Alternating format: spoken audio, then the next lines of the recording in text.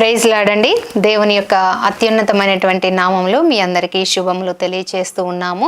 ఎలా ఉన్నారు? అందరూ దేవుని కృపలో బాగున్నారని ఆశిస్తూ ఉన్నామండి. ఈరోజు మన యొక్క ప్రత్యేకమైనటువంటి ధ్యానాంశము ఆమోసు గ్రంథం గురించి ధ్యానం చేద్దామండి. ప్రవక్త అయినటువంటి ఆమోసు గురించి మనం ధ్యానం చేద్దాం. ప్రవక్తలలో పెద్ద ప్రవక్తలని ఉన్నారు, చిన్న ప్రవక్తలని ఉన్నారు. అంటే వారు పెద్ద ప్రవక్తలని వీరు చిన్న ప్రవక్తలని వేరు చేయటం కాదు, కానీ వారికి ఉన్నటువంటి తక్కువ సమయం పనిచేసే విధానాన్ని బట్టి చిన్న ప్రవక్తలని, ఎక్కువ కాలం పనిచేసిన వారిని పెద్ద ప్రవక్తలని అలా పిలుస్తూ ఉంటారు. కానీ దేవుని పనిలో ఎక్కువ చేసినా తక్కువ చేసినా దేవుని పనిలో వాడబడిన ప్రతి ఒక్కరు కూడా దేవునికి ప్రాముఖ్యత కలిగినటువంటి వ్యక్తులే అనేటువంటి విషయాన్ని మనం గమనించాలి. మనము చిన్న ప్రవక్తలని పెద్ద ప్రవక్తలు అనుకుంటున్నాం, కానీ దేవునికి అందరూ సమానమేనండి. దేవుని పనిలో ఉపయోగపడిన ప్రతి ఒక్కరిని కూడా దేవుడు ప్రేమించేవాడిగా, వారిని ఆదరించేవాడిగా మనకి కనిపిస్తున్నాడు. ఆమోసు గ్రంథం గురించి ధ్యానం చేసుకునే ముందు ఆమోసు గురించి కొన్ని విషయాలు మీతో పంచుకోవాలని నేను ఆశపడుతున్నాను. ఆమోసు అనగా భారము మోసేవాడు అనేటువంటి అర్థం వస్తుందండి. ఆమోసు బీసీ అంటే క్రీస్తు పూర్వము 760 నుండి 750 సంవత్సరాల మధ్య పనిచేసినటువంటి వ్యక్తిగా ఇతను మనకి కనిపిస్తున్నాడు. ఇశ్రాయేలీల జనాంగము అష్షూరు చెరలోనికి వెళ్ళబోయే ముందు 30 సంవత్సరాల ముందు ఇతను పనిచేసినటువంటి ప్రవక్తగా మనకి కనబడుతూ ఉన్నాడండి. అయితే ఇతను చాలా విషయాలే మనకి నేర్పిస్తూ ఉన్నాడు. ఆమోసు గ్రంథం మొత్తం 9 అధ్యాయాలు మనకి కనపడుతుంది. ఆమోసు ఈ గ్రంథాన్ని రాసినట్లు మనకి తెలుస్తూ ఉందండి. అయితే ఆమోసు గ్రంథము మరి ఎన్నో విషయాలను ఈ కాలంలో జరిగేటువంటి అనేకమైన సందర్భ సహితమైనటువంటి విషయాలు దేవుడు ఆ కాలంలోనే ఆమోసు ద్వారా తెలియపరిచినట్లు మనం గమనించగలుగుతాము. ఇది ఇశ్రాయేలీలను అష్షూరు చెరకి అప్పచెప్పబోయే ముందు జరిగినటువంటి విషయాలు ఈ గ్రంథంలో రాయబడినట్లు పరిశుద్ధాత్మ దేవుడు మనకు చెబుతూ ఉన్నాడు. అయితే ఈ యొక్క ఆమోసు గ్రంథంలో ఏం రాయబడి ఉందంటే, ఈ యొక్క ధనవంతులు పేదవారిని దోచుకోవటం, శారీరక సంబంధమైన క్రియలు ఎక్కువైపోయి ఆత్మీయంగా పతనమైపోయినటువంటి ఇశ్రాయేలీలను సూచిస్తూ ఉంది ఈ యొక్క ఆమోసు గ్రంథం. ఈ ఆమోసు అనేటువంటి ప్రవక్త ఆమోసు అనేటువంటి ప్రవక్త జెరుబ్బాబెలు ఉజ్జయి అనేటువంటి రాజుల కింద పనిచేసినటువంటి ప్రవక్తగా మనకి కనపడుతున్నాడండి. ఈ ఆమోసు గ్రంథంలో ముఖ్యంగా మనకి కొన్ని రకాల పాపాలు మనకి కనపడుతూ ఉన్నాయండి. ఆమోసు గ్రంథం 1వ అధ్యాయంలో మనం గమనించినట్లయితే, అలాగే 2వ అధ్యాయము 6-7 వచనాలు మనం గమనించినట్లయితే, అక్కడ ద్రవ్యంకి నీతిమంతులను అమ్మేసినట్లుగా బీదలను ధనవంతులు దోచుకున్నట్లు, అలాగే ఈ ఆమోసు గ్రంథంలో తల్లిదండ్రులు లేని వారిని, వెధవరాళ్లను అన్యాయము చేసినట్లు, అలాగే యాజకులుగా ఉన్నవారు, దేవుని సేవ చేసేవారు, బోధకులుగా ఉన్నవారు కూడా తప్పిపోయి పాపము చేసినట్లు మనం ఈ ఆమోసు గ్రంథంలో స్పష్టముగా చూడగలుగుతామండి. ఈ ఆమోసు గ్రంథం అనేది మనకి ఎన్నో క్రొత్త విషయాలను నేర్పిస్తూ ఉంది.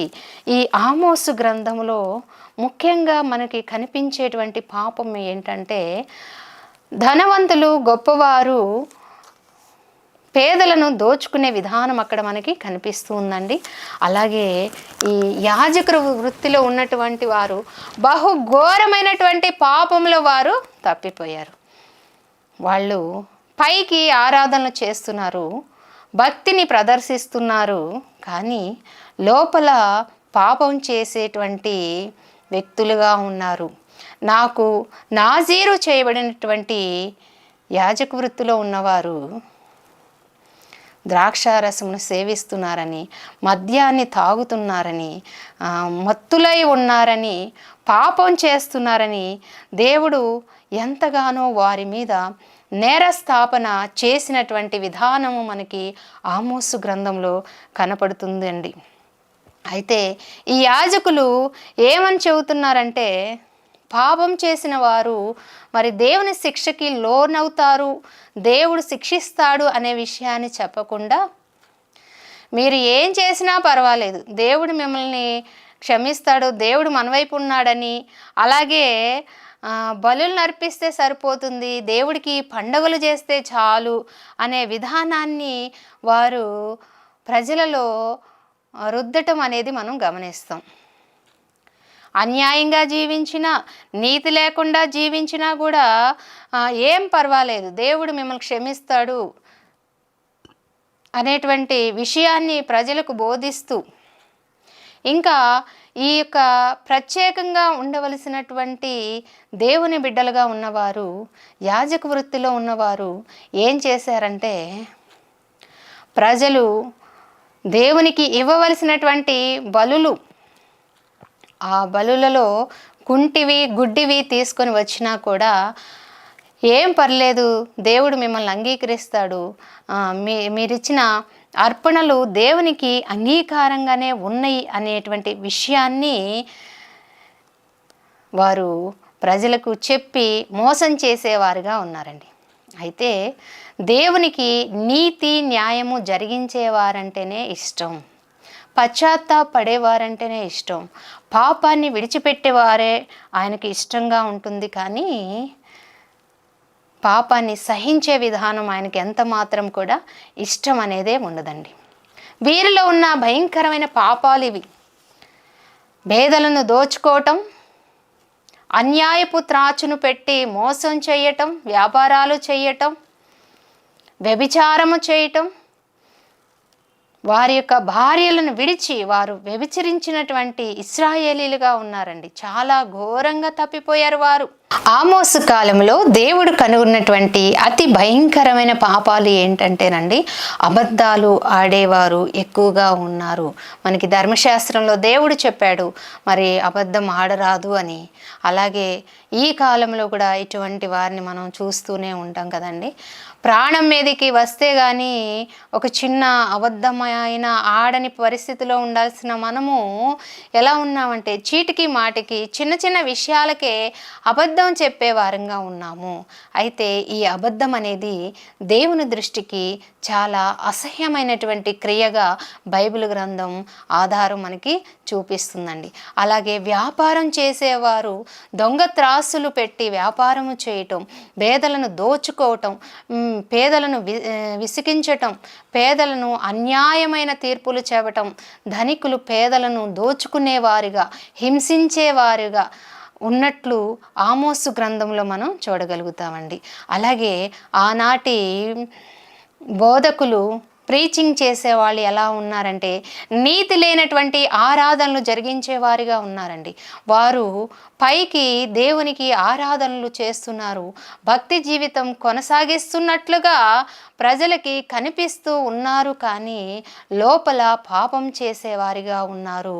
వారు ఎంత ఘోరంగా తప్పిపోయారంటే, వారు మద్యపానం చేస్తూ ద్రాక్షారసమును పుచ్చుకొనుచు దేవునికి విరోధమైనటువంటి కార్యాలు అక్కడ చేసినట్టు 2వ అధ్యాయము 12వ వచనంలో మనము కనుగొంటాము.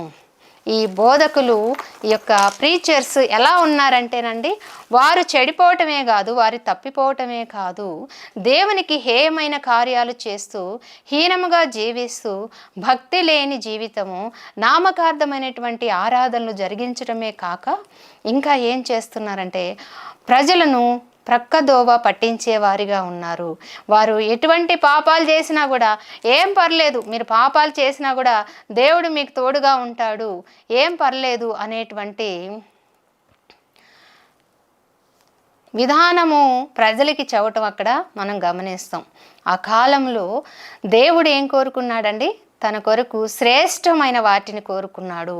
అలాగే మొదటి పంటను దేవుడు ఇవ్వమని మరి ఆది కాండంలోనే మనకి గమనిస్తాం. ఆ విషయం కనిపిస్తూ ఉంది. కయ్యూను హేబేలు అర్పణలో కూడా దేవుడు శ్రేష్టమైనటువంటి అర్పణను కోరుకున్నాడు. అయితే ఆమోసు గ్రంథంలో ఈ యొక్క బోధకులు చేస్తున్నటువంటి పాపం ఏంటంటే, ఇశ్రాయేలీల ప్రజలు దేవునికి సమర్పించేటువంటి బలులలో తెచ్చేటువంటి ఆ యొక్క జంతువులు కావచ్చు, పక్షులు కావచ్చు, కుంటివి గుడ్డివి మరి సరిగా లేని వాటిని తీసుకుని వచ్చినప్పుడు ఆ అర్పణను దేవునికి అర్పించి దేవునిని మోసం చేసేవారుగా ఉన్నారు. ప్రజలను ఈ బోధకులే పక్కదో పట్టించి పాపములో ఎంకరేజ్ చేసేటువంటి బోధకులుగా ఉన్నారండి. ఈ కాలంలో కూడా ఇటువంటి బోధకులు లేరంటారా? దురద బోధల వైపు తిప్పుతూ, చెడు బోధల వైపు తిప్పుతూ చాలామందిని ఆకర్షించేటువంటి సంఘాలు ఈనాడు చాలా ఉన్నాయండి. పాపమునికి దూరంగా ఉండమని, పాపము చెయ్యవద్దని దేవుడు చెబుతుంటే ఈనాటి బోధకులు కూడా వారే తప్పిపోయేవారుగా ఉన్నారు. ఆమోసు గ్రంథంలో బోధకులే తప్పిపోయి ఉన్నారండి. అటువంటి బోధకులు నేటి సమాజంలో కూడా మనము కనుగొంటాము. ఇలా చేస్తూ ఆమోసు గ్రంథం 6వ అధ్యాయం మనం గమనించినట్లయితే ఈనాటి బోధకులు కూడా ఉన్నారండి ఇలా తప్పిపోయేవారు. 4వ వచనము 5వ వచనం మనం గమనించినట్లయితే, పిచ్చి పిచ్చి పాటలు పాడుచు దావీదు వలె వాయించు వాద్యములను కల్పించుకొందురు. అంటే చూడండి, పిచ్చి పిచ్చి పాటలు రచించుకుంటూ పిచ్చి గంతులు వేస్తూ పాటలు పాడుతూ అదేమన్నంటే, దావీదు డ్యాన్స్ వేయలేదా, దావీదు లాగా మేము కూడా నాట్యం ఆడుతున్నాము, దావీదు వలె మేము కూడా చేస్తున్నామనే పిచ్చి భ్రమలో ఉంటూ ప్రజలను తప్పు బోధల వైపు, తప్పుడు కార్యక్రమాల వైపు నడిపిస్తూ అసలైన బోధ, బైబిల్ గ్రంథంలో ఉన్న మర్మములు, బైబిల్ గ్రంథం వివరిస్తున్నటువంటి అనేకమైనటువంటి సత్యాల వైపు, సత్య బోధ వైపు త్రిప్పకుండా అనేకులను తప్పుడు బోధల వైపు నడిపించేటువంటి బోధకులు, పాస్టర్స్ ఈ కాలంలో కూడా ఉన్నారండి. దేవునికి ప్రత్యేకంగా నాజీరు చేయబడినటువంటి వ్యక్తులు మందు తాగి మత్తులై ఉండటము దేవుడు గమనించాడు. బహు ఘోరమైనటువంటి ఉగ్రతను వారి వైపు ఇవ్వబోతున్నాను అనేటువంటి విషయాలను మరి ఆమోసు ద్వారా దేవుడు తెలియపరిచాడు. ఆమోసు గ్రంథంలో మనం గమనించినట్లయితే ఆమోసు ఒక గొర్రెల కాపరిగా ఉన్నాడు. అలాగే అతను ఒక మేడి పండ్లు ఏరుకునేటువంటి వృత్తిలో ఉన్నటువంటి వ్యక్తిగా మనకి కనపడుతున్నాడు. ఆమోసు గొర్రెలను మేపుతుండగా యెహోవా దర్శనము అతనికి వచ్చిందండి. 7వ అధ్యాయము 14వ వచనం మనం గమనించినట్లయితే దేవుడు ఆమోసు యొద్దకు వచ్చి మాట్లాడుతున్నాడు. తన ప్రజలు ఎలా తప్పిపోయారో, ఇశ్రాయేలు జనాంగంలో ఉన్నటువంటి పాపాన్ని ఎలా ఎత్తు చూపుతూ మరి దేవుడు ఆమోసుతో మాట్లాడుతున్నాడో అక్కడ మనకి కనపడుతుందండి. దేవుడు ఆమోసు యొద్దకు వచ్చి ఆమోసు అని పిలిచినప్పుడు, ప్రభువా, దేవా, నేను పెద్ద ప్రవక్తనేం కాదు, గొప్పవాడినేం కాదయ్యా, నా యొద్దకు వచ్చావేంటి అని ప్రశ్నించినప్పుడు మరి ఆమోసుతో దేవుని యొక్క బాధ అనేది చెబటం, దర్శనాల రూపంలో అతనికి చూపించటం అనేది అక్కడ మనకి కనిపిస్తున్నటువంటి విషయము. వీరిలో ఉన్నటువంటి పాపాలు ఏంటంటే, దేవునికి సమర్పించవలసినటువంటి శ్రేష్టమైన బలుల్ని అపవిత్రపరిచారండి. దేవుడు మలాకీ గ్రంథంలో చెబుతాడు కదా, మరి శ్రేష్టమైన వాటిని ఆయనకి ఇవ్వాలి, మరి ప్రథమ ఫలాలు ఇవ్వాలి, దశమ భాగాలు ఇవ్వాలని దేవుడు మలాకీ గ్రంథం 3వ అధ్యాయం 5వ వచనంలో మనకి చెబుతూ ఉన్నాడు. దేవుడికి ఇచ్చేటువంటి అర్పణలు ఎలా ఉండాలి అనేటువంటి విషయాలు ధర్మశాస్త్రంలో మోషే ద్వారా ఇశ్రాయేలు జనానికి దేవుడు చూపించాడండి. అయితే వీరి అర్పణలు అలాగా లేవు. తప్పుదోవ పట్టించే విధానంలో వారు అర్పణలు చేసినప్పుడు మరి ఆ యొక్క యాజకులు కావచ్చు, బోధకులు, వీళ్ళందరూ కూడా వాటిని ప్రోత్సహించేటువంటి వ్యక్తులుగా మనకి కనపడుతున్నాడు.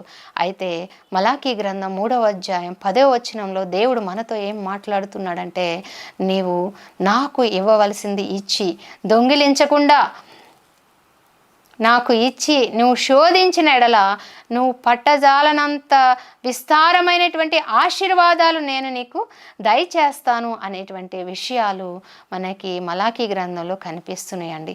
అటువంటిదే కాక ఈ ఇశ్రాయేలీల జనములో వ్యభిచారము కూడా దేవుడు కనుగొన్నట్లు, మరి వారు పెండ్లి చేసుకునేటువంటి స్త్రీలను విడిచిపెట్టి వారు బహు భయంకరమైనటువంటి వ్యభిచారంలో పడిపోయిన స్థితిని కూడా మనకి అక్కడ కనపడుతూ ఉంది. ఇశ్రాయేలీలు పాపంలో తప్పిపోయారు, భయంకరమైన వ్యభిచార కార్యక్రమాలకి లోబడిపోయారు. ఇరుగు పొరుగు వారి భార్యలతో అక్రమ సంబంధాలు పెట్టుకొని దేవుని హృదయానికి ఎంతో ఆయాసకరమైనటువంటి విధానము వారు నడుచుకున్నట్లు మనకి తెలుస్తూ ఉంది. వివాహ బంధం అనేది చాలా విలువైనది, మర్మమైనదని దేవుడి వాక్యం సెలవిస్తుంది కదండి. ద్వితీయోపదేశ కాండం 5వ అధ్యాయము 21వ వచనం మనం అక్కడ గమనించినట్లయితే, నీ పొరుగు వాని భార్యను నువ్వు ఆశించకూడదు అని దేవుడు మాట్లాడుతున్నాడండి. ఈనాడండి ఈ సభ్య సమాజంలో చాలా పాపము ఇందులోనే మనకి కనపడుతుందండి. ఆమోసు గ్రంథంలోనే కాదు, కానీ ఈనాటి సమాజంలో టెక్నాలజీ ఎక్కువయ్యే కొద్దీ ఈ యొక్క సోషల్ మీడియా పరిచయాలు, అన్నోన్ పర్సన్స్, తెలియని వ్యక్తులతో పరిచయాలు చేసుకొని పచ్చటి కాపురాలను కూల్చుకుంటూ, తెలియని వారితో అక్రమ సంబంధాలు పెట్టుకుంటూ, తెలిసిన వారితో, ఇరుగు పొరుగు వారితో అక్రమ సంబంధాలను పెట్టుకుంటూ, భార్యను భర్త మోసం చేస్తూ, భర్త భార్యను మోసం చేస్తూ భయంకరమైన స్థితి మనము ఈనాటి సమాజంలో కూడా కనుగొందుమండి. నేటి సమాజంలో భార్యాభర్తల బంధానికి విలువ లేకుండా పోయింది. రోజు రోజు క్రైస్తవ సమాజంలో విడాకులు పెరగటం అనేది కూడా మనం చూస్తాం. నేటి సమాజంలో చాలామంది బిడ్డలు వివాహాల కొరకు సిద్ధపాటు కలిగినటువంటి వారిగా ఉండట్లేదు. ఒంటరిగా జీవించడానికే ఇష్టపడుతున్నారు, కానీ త్వరగా వివాహాలు చేసుకోవటానికి కూడా వారు ముందుకు వచ్చేవారిగా లేరు. కానీ దేవుడు నరుడు ఒంటరిగా ఉండటం మరి దేవుని చిత్తం కాదు. కానీ మరి దేవుడు ఏ వ్యక్తితో అయితే మనల్ని జతపరుస్తాడో ఆ వ్యక్తితో జీవితాంతం నమ్మకంగా కాపురం చేసేటువంటి వారముగా మనం ఉండాలండి. ప్రియ చెల్లి, నీవు ఎలా ఉన్నావు? ఎవరు లేనప్పుడు, నీ భర్త ఇంట్లో లేనప్పుడు నీ జీవితం ఎలా ఉంది? పాపపు క్రియలతో, వ్యభిచార క్రియలతో నిన్ను నువ్వు నాశనం చేసుకుంటున్నావా? ప్రియ తమ్ముడు, నీవు కూడా నీ భార్యకు తెలియకుండా అక్రమ సంబంధాలు పెట్టుకుంటూ, కాపురాలను కూల్చుకునే విధానంలో ఉంటూ, సంపాదించిన డబ్బు అక్రమ సంబంధాల పాలు చేస్తూ, మరి బిడ్డల నోటికాడి ఆ యొక్క డబ్బుని ఆగం చేస్తూ జీవిస్తున్నారా? పచ్చని కాపురాలను కూల్చుకునే వారముగా ఉన్నామా? నీకు నచ్చినా నచ్చకపోయినా దేవుడిచ్చిన భార్యనే నువ్వు జీవితాంతం స్వీకరించాలి. అలాగే నీకు నచ్చినా నచ్చకపోయినా దేవుడిచ్చిన భర్తనే నీవు భర్తగా స్వీకరించాలి, నమ్మకంగా కాపురము చేయాలి. మలాకీ గ్రంథము 2వ అధ్యాయం 15-16 వచనాలు మనం గమనించినట్లయితే, అక్కడ యవ్వన కాలంలో పెళ్లి చేసుకున్న భార్యల పట్ల మోసం చేయొద్దని, విశ్వాసఘాతుకులుగా ఉండొద్దని బైబిల్ గ్రంథం మనకి సెలవిస్తుందండి. ఇటువంటి పాపాన్ని ఆ ఇశ్రాయేలీల జనంలో ఎక్కువగా దేవుడు కనుగొన్నట్లు మనం చూడవచ్చు అనమాట. అయితే మనం కూడా ఎలా ఉన్నామండి? ఈ వ్యభిచార క్రియల చేత తప్పిపోతున్నామా? నా జీవితం నా ఇష్టం అంటూ నేనేం చేసినా నా భర్తకు తెలియదు, నేనేం చేసినా నా భార్యకు తెలియదు, నేను సీక్రెట్గా రహస్యంగా ఆమెను మోసం చేస్తున్నాను నువ్వు అనుకుంటున్నావేమో. నీ సృష్టికర్త అయినటువంటి ఈ దేవుని మాత్రం నీవు మోసము చేయవు. చెయ్యలేవు.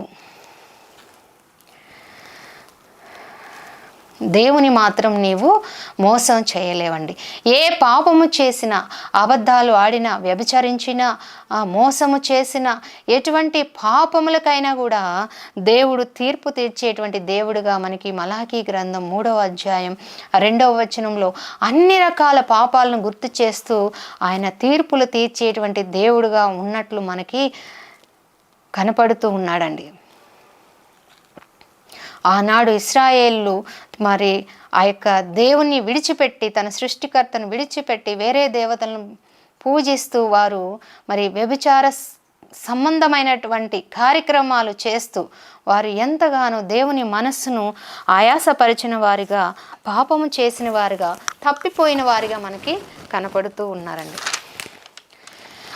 ఇటువంటి పాపాలు ఏవి కూడా దేవుడు సహించేటువంటి దేవుడుగా మనకి కనపడటం లేదండి. నీ భర్తని నీవు మోసం చేయకూడదు.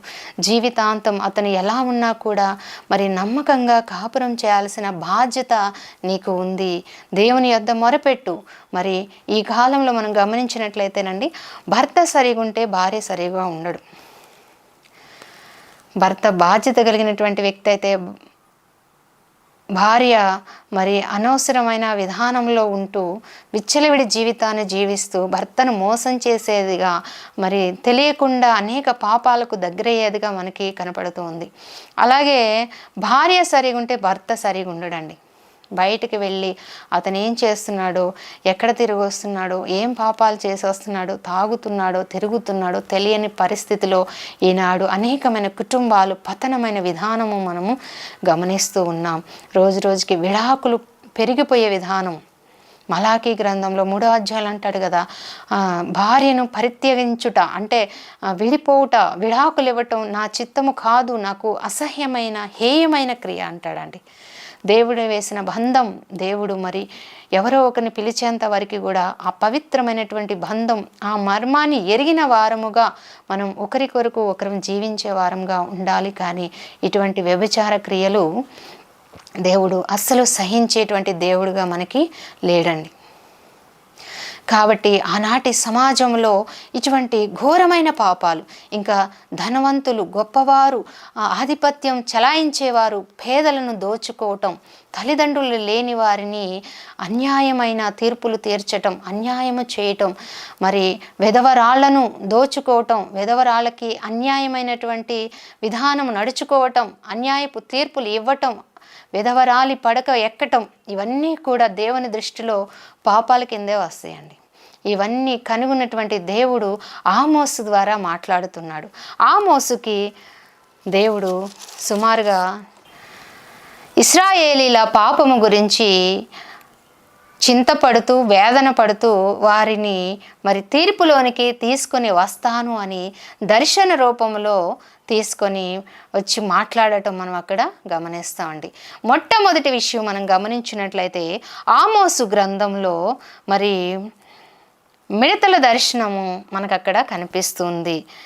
ఆమోసు గ్రంథం 7వ అధ్యాయం 1 నుండి 3 వరకు మనం గమనించినట్లయితే దేవుడు అంటున్నాడు కదా, ఆమోసు, ఇశ్రాయేలీల జనము యొక్క పంట పొలాల మీదకి నేను మిడతలను పంపిస్తానయ్యా అన్నాడు. వారు 2 పంటలు కోసుకుంటే అండి, ఆ 2 పంటలు మొదటి పంట రాజుకి వారు పన్నుగా చెల్లిస్తారు. 2వ పంట ప్రజలకి అంటే పండించే వారికి దక్కుతుందనమాట.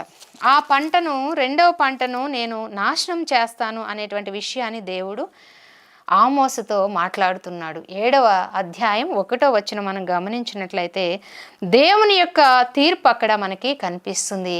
అలాగే ఆర్థికంగా వారి యొక్క నాశనం కనిపిస్తుంది, కరువు కనిపిస్తుంది. అంటే దేవుడు ఏం చెప్తున్నాడంటే వారు చేసిన పాపాలకి వారి పంట పొలాలన్నీ నేను నాశనం చేస్తాను. ఆమోసు అంటే 2వ పంటను వారు తింటారు, 2వ పంట మీదకి మిడతల దండును పంపిస్తాను. అవి ఏం చేస్తాయంటే శుభ్రంగా ఆ పంటంతను తినేసి ఏమీ లేకుండా చేస్తాయి అనేటువంటి దర్శనాన్ని ఆమోసుకి దేవుడు చూపించాడు. అయితే ఆమోస్ అంటాడు కదా, అయ్యో ప్రభువా, దేవా, ఇశ్రాయేలు ప్రజలు, యాకోబు సంతానం చాలా చిన్నవాడు. యాకోబు చాలా చిన్నవాడయ్యా, అంటే కొద్ది జనాలే యాకోబు బిడ్డలు. వారి మీదకి నువ్వు మిడతల దండును పంపించి పంటంతా తినేటట్టు చేస్తావా? వద్దు ప్రభువా, వారిని క్షమించు ప్రభువా అని దేవుణ్ణి ఆమోసు వేడుకున్నాడండి. ఎందుకంటే ఆనాటి ప్రవక్తలు దేవుని యొద్ద ఉన్నటువంటి తీర్పులు చెప్పేవారిగా కాక, ఆనాటి ప్రవక్తలు దేవుని యొద్ద నుండి వచ్చేటువంటి తీర్పులు ప్రజలకు చెప్పేవారిగా కాకుండా అవి చెప్తారు. అలాగే ఇంకా ఆ తీర్పులు తగ్గించమని దేవుని కోపం చల్లారే విధానంలో దేవునికి ప్రార్థించేవారిగా కూడా ఉన్నారండి. ఇక్కడ ఆమోసు అదే పని చేస్తున్నాడు. దేవుడు మిడతల దండుని పంపిస్తాను, వారి పంట పొలాలను తినేటట్టు చేస్తాను అంటే, క్షమించు ప్రభువా, వాళ్ళు చాలా తక్కువ జనాంగము, యాకోబు చిన్నవాడు, క్షమించు ప్రభువా అని దేవుని వేడుకుంటాడండి. వెంటనే దేవుడు క్షమిస్తాడు. ఎందుకంటే దేవుడు తన యొక్క తీర్పులు మొదటగా తెలియచేస్తాడు, కానీ వెంటనే ఎవరికి తీర్పు తీర్చడండి. పాపము చేసేటప్పుడు అనేక హెచ్చరికలు దేవుడు మనకి పంపిస్తూ ఉంటాడు. నువ్వు పాపం చేస్తున్నావు, తప్పిపోతున్నావు, నువ్వు మారు అనేటువంటి సంకేతాలు, సూచనలు, హెచ్చరికలు దేవుడు మనకి పంపిస్తూ ఉంటాడు ఏదో ఒక విధానంగా. కానీ ఎన్ని పాపాలు చేసినా కూడా దేవుడు చూస్తూ ఉన్నాడు, మనల్ని పట్టించుకోవట్లేదని ధీమాగా మనము పాపాలు చేసుకుంటూ వెళ్తే, ఇక్కడ ఇశ్రాయేలీలకి ఎలాగైతే తీర్పులు వచ్చాయో అలాంటి తీర్పులు మనకి కూడా తప్పవండి. రెండవ విషయం మనం గమనించినట్లయితే, అక్కడ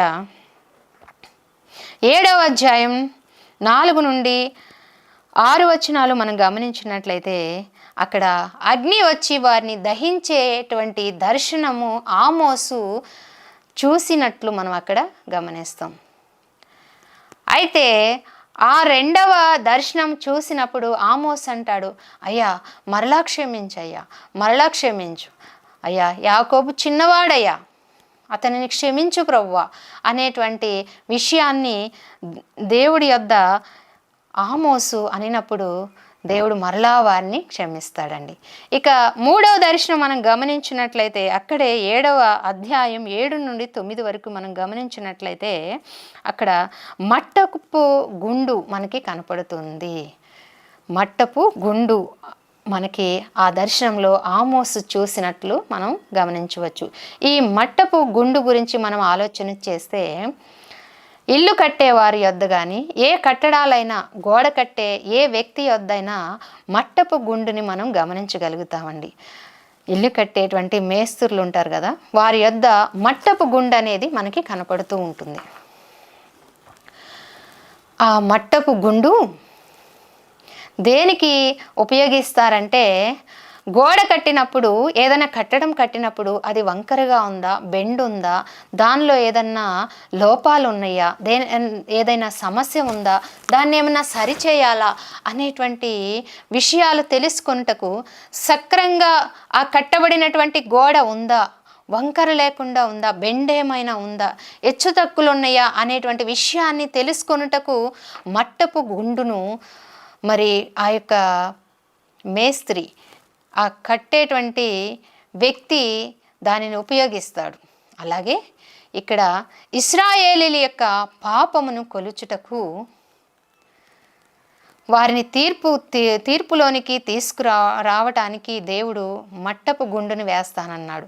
అంటే మట్టపు గుండు అంటే ఏంటంటే, దేవుడు వారు చేసిన పాపాల యొక్క పరిమాణం, అంటే వారు చేసిన పాపాల సైజుని కొలుస్తానంటున్నాడు మట్టపు గుండుతో. అవి వారిలో ఉన్నటువంటి పాపాలు, వాటిని సరిచేయుటకు, అసలు ఇశ్రాయేలు సరిగా ఉన్నాడా లేదా, ఆ వ్యక్తిలో వంకర ఏమైనా ఉందా, ఏమైనా తప్పిపోయాడా, ధర్మశాస్త్రానికి వ్యతిరేకంగా ప్రవర్తిస్తున్నాడా, దేవుడిచ్చినటువంటి ఆజ్ఞలను త్రోసిపుచ్చి ఇష్టం వచ్చినట్టు జీవిస్తూ తనలో వంకర టింకర కలిగినటువంటి జీవితాన్ని అతను జీవిస్తున్నాడేమో అనేటువంటి విషయాలను సరిచేయుటకు ఇశ్రాయేలీల యొక్క జీవితానికి దేవుడు మట్టపు గుండుని వేస్తానంటున్నాడు. వారి జీవితాలను కొలుస్తానంటున్నాడు.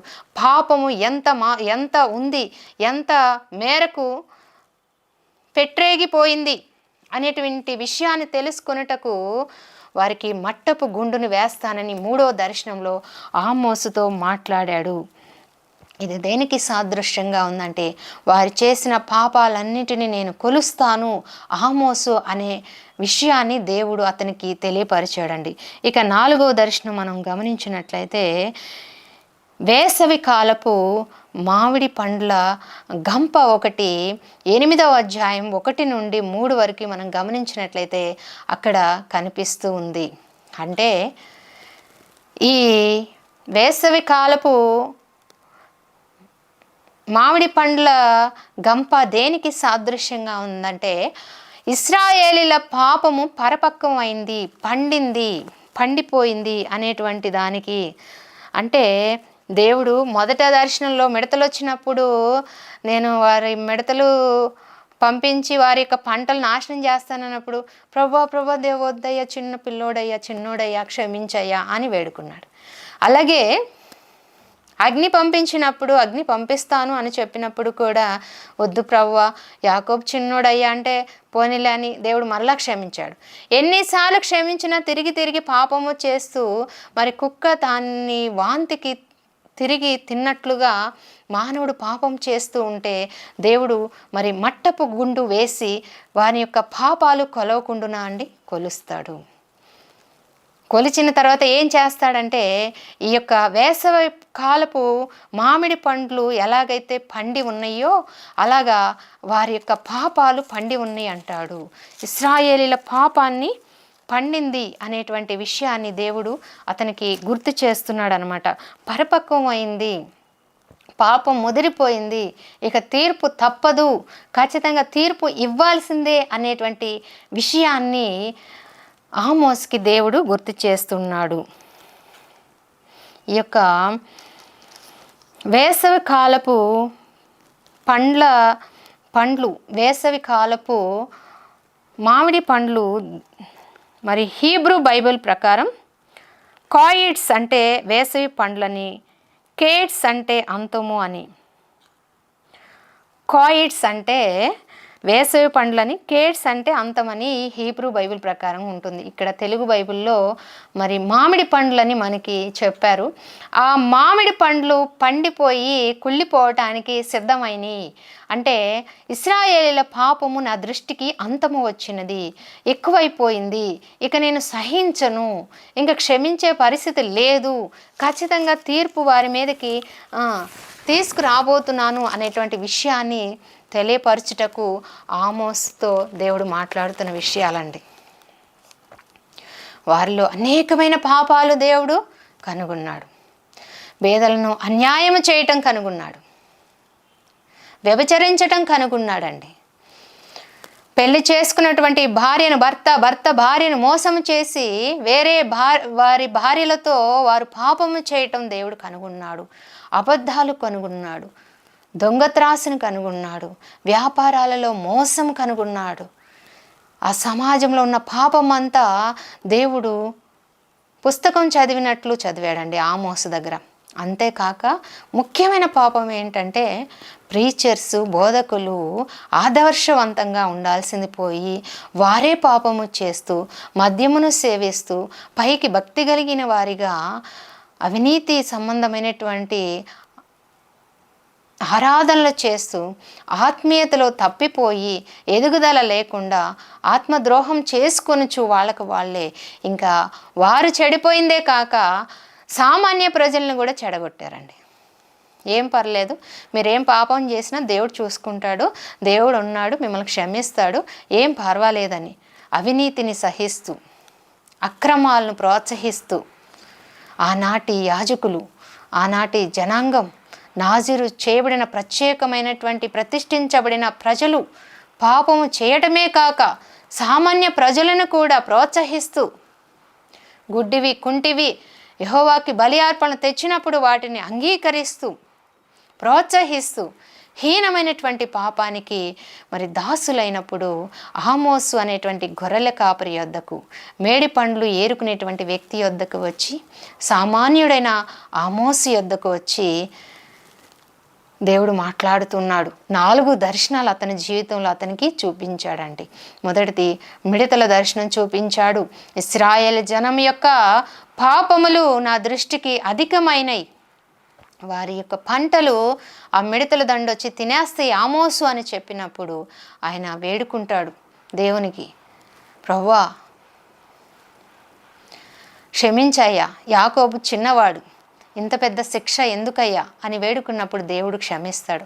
రెండవది అగ్నిని పంపిస్తాను, వారిని దహించి వేస్తుంది, కాల్చి వేస్తుందని ఆమోస్తో చెప్పినప్పుడు, ప్రభువా వద్దయ్యా, నీ యొక్క దాసుని సంతానం జ్ఞాపకం చేసుకో ప్రభువా, వారిని ఏం చెయ్యొద్దు ప్రభువా అని వేడుకున్నప్పుడు దేవుడు మరలా క్షమిస్తాడండి.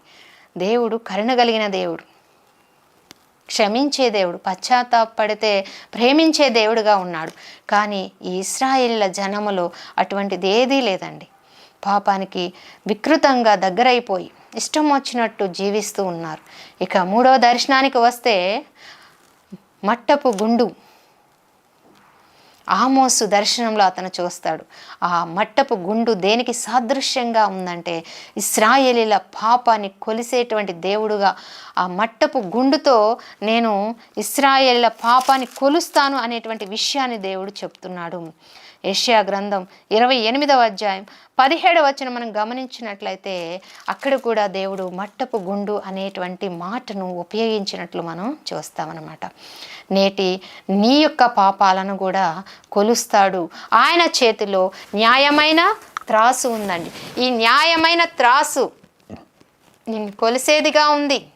పాపము చేస్తున్నావో మరి పుణ్యము చేస్తున్నావో అది మరి ఏం చేస్తున్నావు అనేది దేవుని యొక్క న్యాయమైన త్రాసులో ఏదో ఒక రోజు నిన్ను కూర్చోబెట్టి కొలిచేటువంటి విధానం, నీకు మట్టపు గుండు వేసే విధానం, నీ పాపాలను కొలిసే విధానము, ఖచ్చితంగా తీర్పులు అనేవి ఉన్నాయి అని నువ్వు గ్రహించాలి అనేది దేవుడు నీతో మాట్లాడుతున్న విషయం. ఇక 4వ విషయానికి వస్తే వేసవి కాలంలో మామిడి పండ్ల గంపను ఒకటి చూయించాడు. పరిపక్వమైనటువంటి పండ్లు, బాగా పండిన మామిడి పళ్ళను దేవుడు ఆమోసుకు చూయించాడు. అది దేనికి సాదృశ్యంగా ఉందంటే మరి మట్టపు గుండు కొలతకి సాదృశ్యంగా ఉంటే, పాపాలను కొలిసేదిగా ఉంటే, ఇహ ఈ యొక్క మామిడి పండ్లు పండి పరిపక్వం పొంది పాపాలు పండి నాశనానికి దగ్గరయ్యారు అనేటువంటి విషయాన్ని ఆమోసుకు తెలియపరచుటకే దేవుడు ఆమోసుకి వేసవి కాలపు పండ్ల గంపను చూయించినట్లు మనం చూస్తాం. ఆమోసు ఇహ లాభం లేదయ్యా, వారి పాపాలు పండినాయి, ఇంకా నేను సహించును, వారికి ఖచ్చితమైనటువంటి తీర్పులు నా యొద్ద నుండి వస్తాయి అనేటువంటి విషయం, నా సహనం ఇంకా పోయింది, నేను సహించలేను, వీరి పాపము రోజు రోజుకి ఎక్కువైపోతుంది అని తీర్పు నిర్ణయించి దేవుడు ఆ తర్వాత ఏం చేశాడో తెలుసా అండి? ఇశ్రాయేలు 10 గోత్రాల వారిని అష్షూరు చెరకి అప్పచెప్పాడు. అష్షూరీలు అంటే ఎవరంటే కెతూరా సంతానం, అబ్రహాము 3వ భార్య అయిన కెతూరా సంతానం. అష్షూరీలు బహుక్రూరమైన వారు. ఎలాంటి వారంటే మనిషి బ్రతికి ఉండగానే చర్మాన్ని వలిసేవారు, మనిషి బ్రతికుండగానే గోడకు ఆనిచ్చి వారిని చిత్రహింసలు పెట్టేవారు, పసిబిడ్లను బండకేసి బాధేవారు, వారికి కరుణ అనేది ఉండదు, క్రూరమైన హింసలు పెట్టడంలో వారిది పైచేయిగా ఉందండి. అటువంటి అష్షూరీల చెరకు దేవుడు తన ప్రజలైన ఇశ్రాయేలును పంపిస్తాను అనేటువంటి విషయాన్ని ఆమోస్కి గుర్తు చేస్తున్నాడు. దేనికండి ఈ తీర్పులు? దేవుడు క్షమిస్తాడు. ఎంతకు నీవు మారకుండా ఉంటే, పాపానికి దాసుడివై ఉంటే, పాపంలో నుండి బయటికి రాకుండా ఉంటే నీ జీవితానికి మట్టపు గుండు వేస్తాడు, నీ పాపాలను కొలుస్తాడు. పరిపక్వమైనటువంటి ఆ గంప నిండా ఉన్నటువంటి మామిడి పండ్లకు సాదృశ్యంగా నీ పాపాలను ఖచ్చితంగా శిక్షిస్తాను అనేటువంటి విషయాన్ని దేవుడు గుర్తు చేస్తున్నాడు.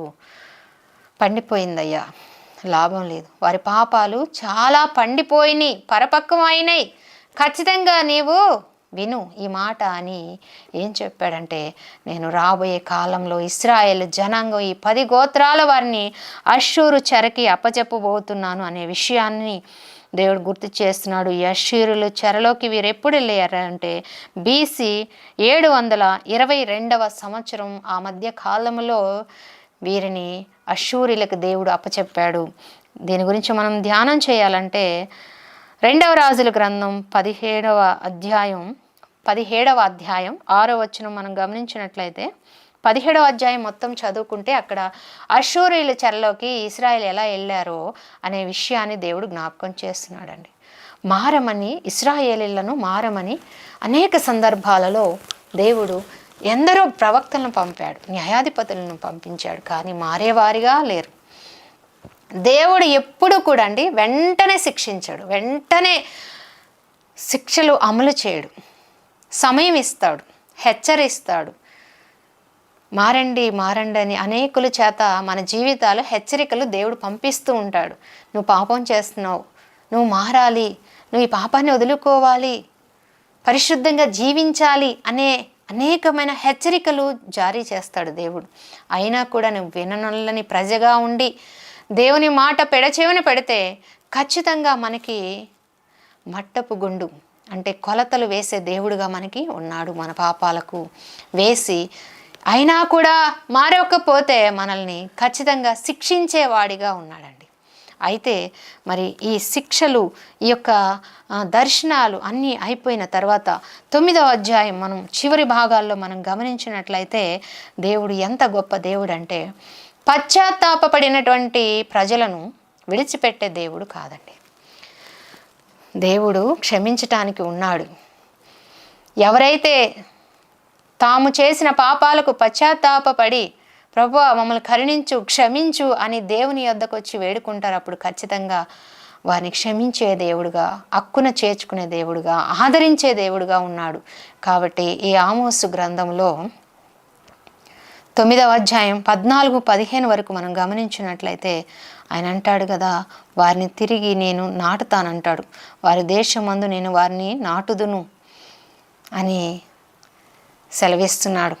అంటే ఆమోసు గ్రంథం మొత్తం కూడా ఏమి మనకి నేర్పిస్తుందంటే ఇశ్రాయేలీయుల యొక్క బహు క్రూరమైన పాపం గురించి, ఆనాటి సమాజంలో ఉన్న అనేకమైన అన్యాయాలు, అక్రమాలు, ధనవంతులు చేస్తున్న వికృత చేష్టలు, యాజక ధర్మం చేయవలసినటువంటి వారు తప్పిపోయిన విధానం, వీటన్నిటిని ప్రశ్నిస్తూ వారికి శిక్షలు వేస్తూ మారమని హెచ్చరిస్తూ మారని పక్షాన వారి పాపాలను కొలిచి పరిపక్వమైనటువంటి ఆ పాపాలకు శిక్షించి తర్వాత వారు మారితే పశ్చాత్తాపడితే దేవుడు హక్కును చేర్చుకునే దేవుడుగా ఉన్నట్లు ఈ ఆమోసు గ్రంథం మాట్లాడుతుందండి. ఆమోసు చిన్న చితక పని చేసుకునేవాడు, గొర్రెల కాపరి, మేడి పండ్లు ఏరుకునేవాడి దగ్గరికి వచ్చి దేవుడు ఇన్ని విషయాలను బోధించి తన జీవితంలో తెలియపరిచాడు. కానీ అండి ఆనాటి ప్రవక్తల యొక్క గొప్ప విధానం ఏంటి అని మనం ఆలోచన చేస్తే, వారు దేవుని యొక్క పని చేయటమే కాదు, దేవుని తీర్పులు తీసుకొచ్చి చెప్పేవారే కాకుండా ఇంకా దేవునికి ప్రజల పక్షాన మొరపెట్టేవారిగా, ప్రార్థన చేసేవారుగా, క్షమించమని అడిగేవారిగా ఉన్నారు.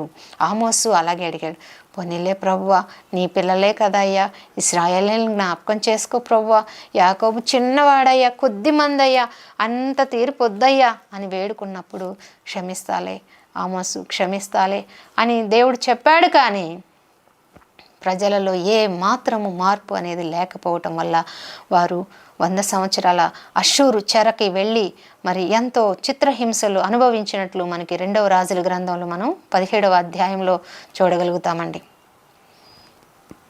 నీవు పాపానికి దాసురాలుగా ఉంటావా, దాసుడిగా ఉంటావా? బయటికి వచ్చి దేవుడు మరి ఏం చెబుతున్నాడో ఆలకిస్తావా? నీ చెవులు, నీ హృదయం దేవునికి ఇస్తావా? నీవు దేవుని మాట విననొల్లని దానిగా ఉంటే ఖచ్చితంగా తీర్పులు తప్పవు. గుండు మట్టము వేస్తాడు, కొలతలు వేస్తాడు మన పాపానికి దేవుడు.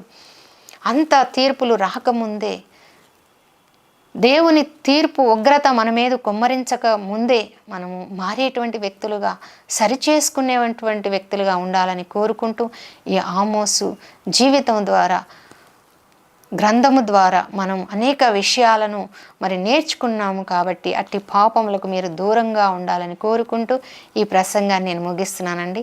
Thank you so much. చిన్న ప్రార్థన చేసుకుందాం. పరిశుద్ధుడా, గనుడా, స్తోత్రార్హుడా, స్తుతులపైన ఆశీనుడా, గొప్ప తండ్రి, నీకు వందనాలు, స్తుతులు, స్తోత్రాలయ్యా. నిజమేనాయన ఆనాడు నాయన సమాజంలో ఇశ్రాయేలీల మధ్య మీరు కనుగొన్న అనేకమైన పాపాలు అయా, రోత జీవితాలు మీరు కనుగొని వారి పాపాలు వికృత చేష్టలు మీరు చూడలేక అనేకమైన తీర్పులు వారి కొరకు మీరు పంపించారు నాయన. నాశనం చేసి ఉన్నారు ప్రభువా. అయా, అటువంటి గుంపులో నాయన తండ్రి నీ ప్రజలు ఉండకూడని స్థితిలో ఉన్నారు నా తండ్రి. అయినప్పటికీ వారి మీద మీరు కరుణించారు నా తండ్రి, మీకు వందనాలు. ఈనాడు కూడా మేమందరం అనేక పాపములు, తప్పిదములు, మోసముల చేత తప్పిపోవచ్చు అయ్యా. మమ్మల్ని మేము మోసం చేసుకుంటూ ప్రభువా, కుటుంబాలను మోసం చేస్తూ ఉన్నామేమో మా జీవితాలు మేము సరి చేసుకుంటకు ఆమోసు జీవితం ద్వారా ఆమోసు గ్రంథము ద్వారా మీరు అనేకమైన సత్యాలు మీరు మాతో మాట్లాడి ఉన్నారు. ఇట్టి పాప దోషములు మాలో కానీ అయా ఉన్న ఎడల మేమందరం తండ్రి సరి చేసుకొని నీకు ఇష్టమైన జీవితాలు జీవించేవారుగా ఉండుటకు నీ కృపను దయచేయండి. ఈ వాక్యం వీక్షిస్తున్న ప్రతి బిడ్డను పేరు పేరున దీవించి ఆశ్రదించి కాపాడండి. ఈ చిన్న ప్రార్థన యేసు నామమును బట్టి అడిగి వేడుకొని ప్రార్థన చేయుచున్నాము తండ్రి. ఆమేన్. అందరికీ వందనాలండి. Thank you so much.